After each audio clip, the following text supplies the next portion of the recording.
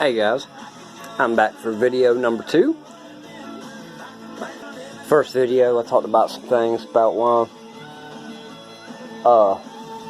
I didn't find any videos on YouTube about any of this, which is true. Very few, very little videos on how to do a 460 swap in an F150. I talked about the carburetor adapter plate. You can see in the last video. Not the lift plate. The lift plate's on it, but this plate down here is looks like polished aluminum. But this plate right here, you can get it at Price Motorsports. It also comes with the brass plugs here you see right here. Those go in the injector holes. So of course the intake's not sucking air, but it comes with those. It comes with the gasket between the intake and the plate, adapter plate, and then it comes with the gasket between the carburetor and the plate. I'm trying to think of what else it comes with. It came with these bolts right here. It came with, I want to say it comes with something else, but it may not have. It's called PriceMotorsports.com. They sell all kinds of stuff. Where's the paper? This is the paper I got with it. Price Motorsports Engineering Incorporated. Let's see. There's the phone number right there. You can see that. Intake adapter plates. You can get one for different kind of carburetors you're going to get, but man, it's hard to see this. But anyway, I got, they sell camshaft synchronizer, cam timing plate. They sell all this stuff.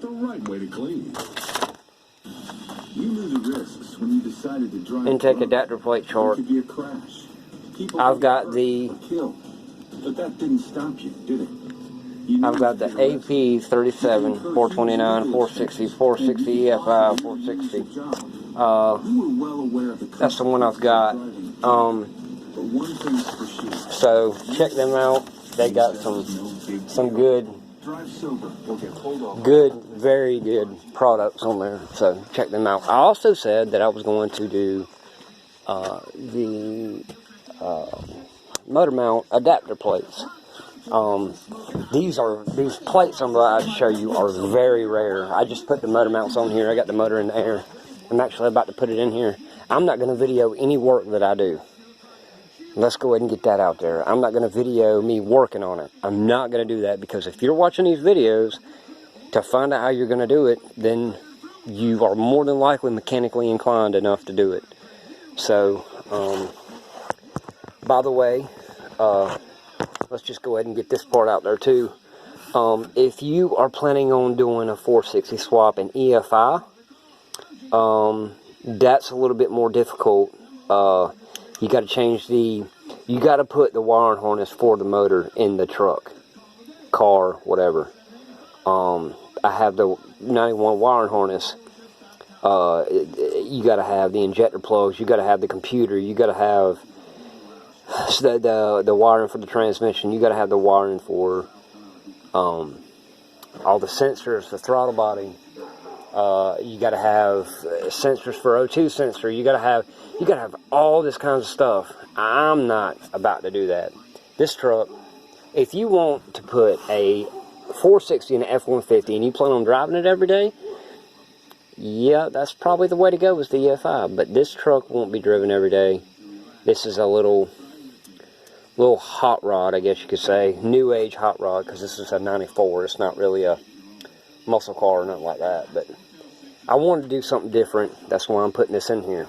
But alright, now that we got that out of the way, I want to have something that nobody else has. I mean, how many F150s have you seen that's got a 460 in it?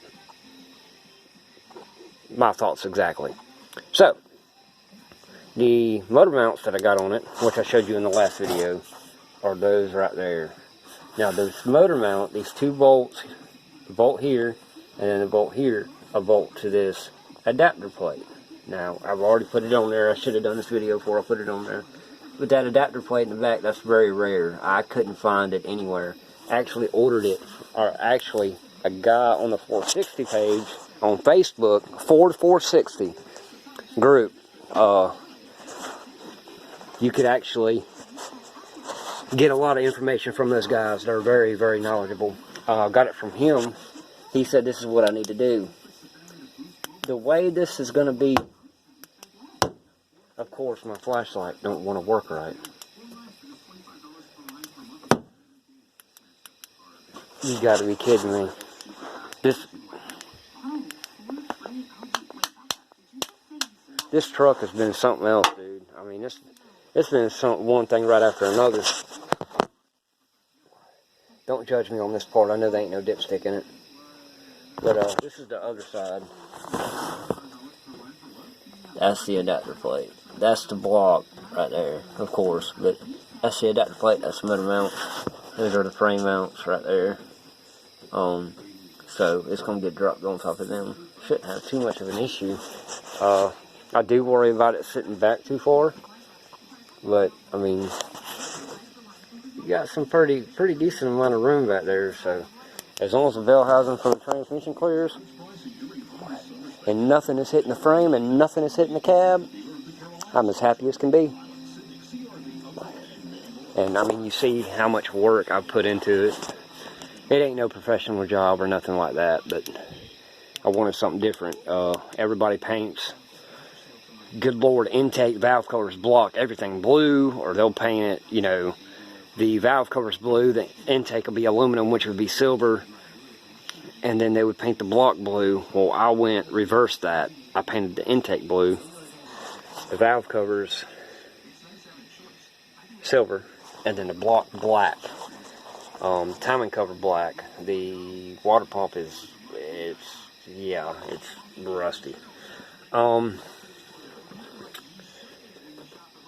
You know, that is dirty. I need to blow this motor off. I said this would be a 3-part. It's actually going to be a 4-part. This is halfway through, so I'm going to do 2 more videos after this one. I still going to put all the wiring in. I'm hoping to do that tomorrow, between tomorrow and Monday. It's Saturday night. Good Lord, midnight probably. I'm going to spend a little bit more time out here. If I can get this motor dropped in, bolted in, I'll be as happy as can be. I'll be just as content as can be. As far as this motor goes, it's had head gaskets replaced. It's had I gasket matched the heads. I put a high volume oil pump. It's got a high flow water pump. It's got a lot of sanding, wire wheel type stuff, sandblasting, painted. It's got a lot of new parts. It's got new oil pump. It's got new gasket kit. It's got new water pump. It's got new thermostat, that adapter plate. It's got a freshly rebuilt carburetor. It's got 2 new oil caps. It's got paint. It's got new plugs. It'll have a brand hammer new HEI distributor. It'll have almost forgot. Remember the gauge cluster I showed you? It's not finished yet, but that's it right there. For the most part, not done yet. I still got to get a speedometer, and the other gauge right here that goes right there is actually right here. The oil pressure. That right there, I cut the hole too big right here, so I'm gonna put in like a little bushing behind it. It's about to fall through right there, so I got to get that situated, but it'll do what I want to do. Gauges ain't straight, gauges ain't right, they're not lined up right, they're screwed up, but it'll work fine for what I want to do. So yeah, bush eyes, yeah, don't remind me. My push button start. My push button start panel. How I'm going to do this push button start is I'll have power. Okay. And then the push button start engine. And I'm going to put accessory 1, fuel pump, accessory 2, electric fan, and then accessory, which should be 3, but accessory 2, I'm going to put like fog lights or something like that on there. The reason I'm going to do the fuel pump on a toggle switch is because I don't want to turn the key and then the pump start running. I don't want that. I know every car in America, every car ever made probably does that, but I want something different, you know. This ain't gonna go no 200 miles an hour. This ain't gonna be spanking Camaros asses or nothing like that, but needs to be pressure washed bad. It does. Video number 3 will entail a little bit of wiring, putting the radiator in, which, I mean, that's self-explanatory.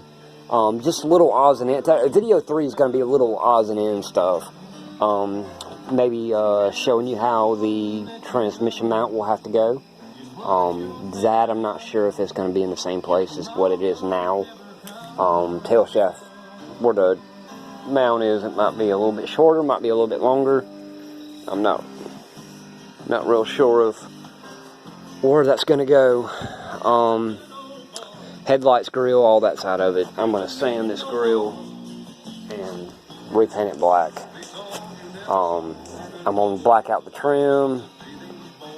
I've thought about painting the hood black, but I'm probably going to run it without a hood for a little while till I get everything straightened out and right and whatnot. So, about to drop it in here and bolt it in and you know, put an exhaust. As far as putting exhaust up, exhaust is going to be pretty much self-explanatory.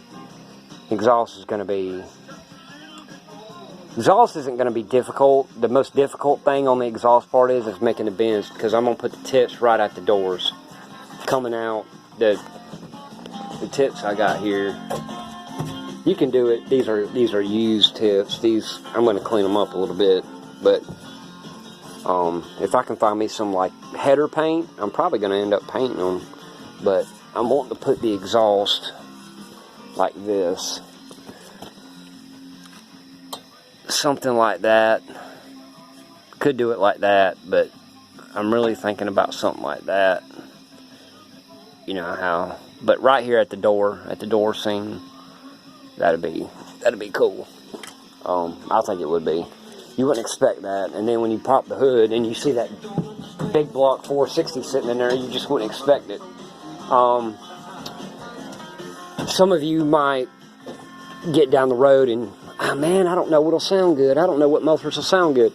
If you're on a budget, if you can't spend a whole lot of money, don't get Flowmaster. Get something like go on Summit and get some Flowtech mufflers. They're not real expensive. Cherry bombs on a 460, I'm not really for that. To me, cherry bombs are, people have run them out. You know, everybody and their brothers had them. They're run out. I've had them. This truck in particular, I'm probably gonna put either Flowtech, or I'm gonna put I'm probably going to save my money and go ahead and put Flowmasters on it. Not 100% sure yet, but it'll be true dual exhaust. And how you know, and I can explain why I said the original exhaust. This will be true dual. This will be actually true dual, because true duals is one pipe all the way back for each side. So we'll have this one pipe. I know it's dark out here. Okay, that's one pipe, and then you'll have the second one come up, and it'll go over. They never connect. The only place they connect is here and here. That's the only place, 2 places they connect. They did connect here, but I cut that off because I think it was something that had to do with me pulling it out. It wasn't right. I'm going to hold on to this fan until I figure out how the temperature is going to do when the motor heats up.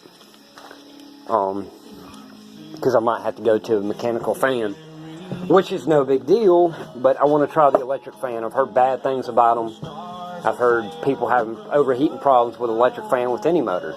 That they swapped the motor, put an electric fan in it, and it didn't cool it good. And that's just, here's he say, she said, whatever.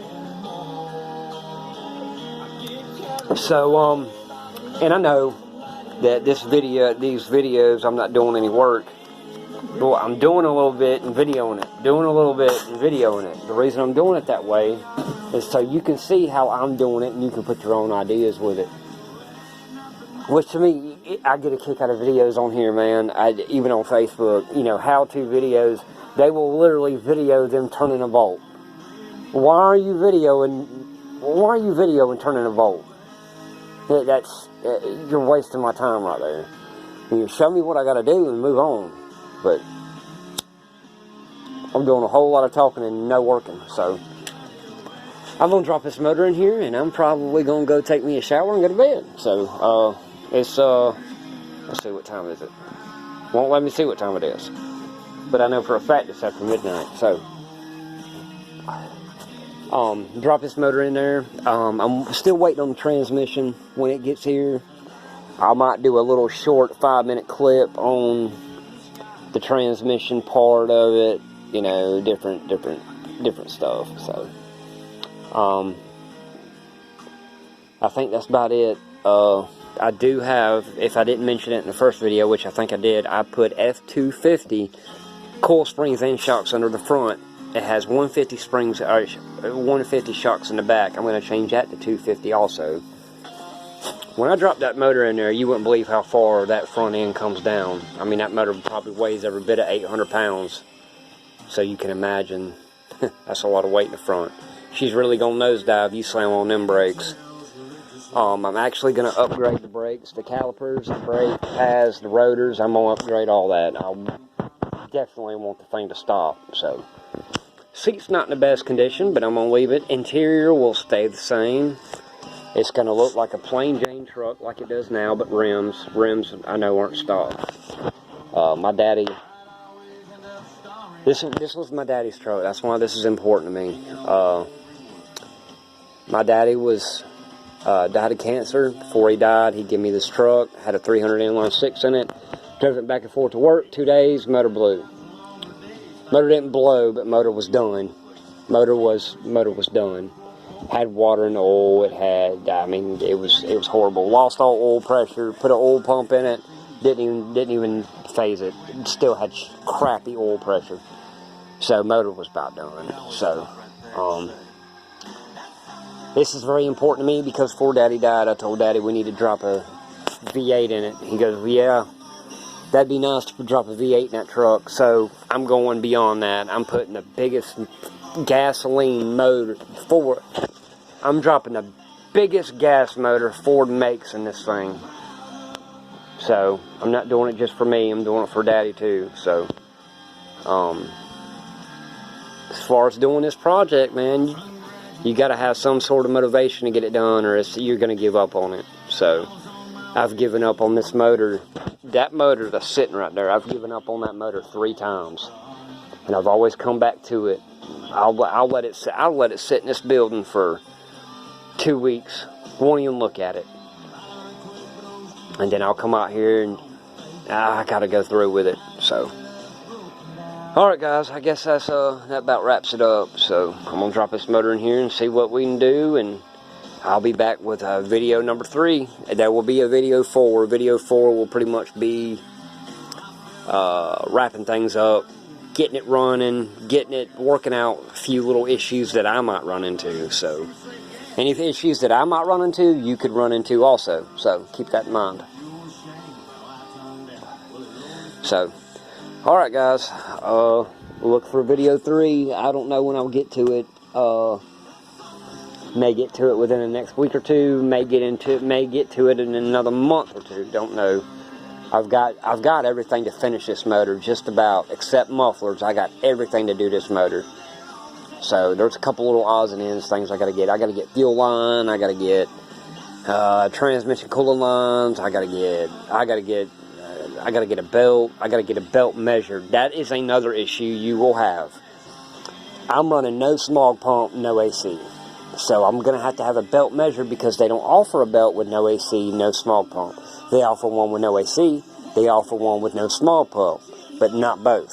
So going to have to also watch out for that too. So I'll give you the dimensions of the belt of what I come up with. I'll let you know where I got it. I can give you the part number when I get the belt.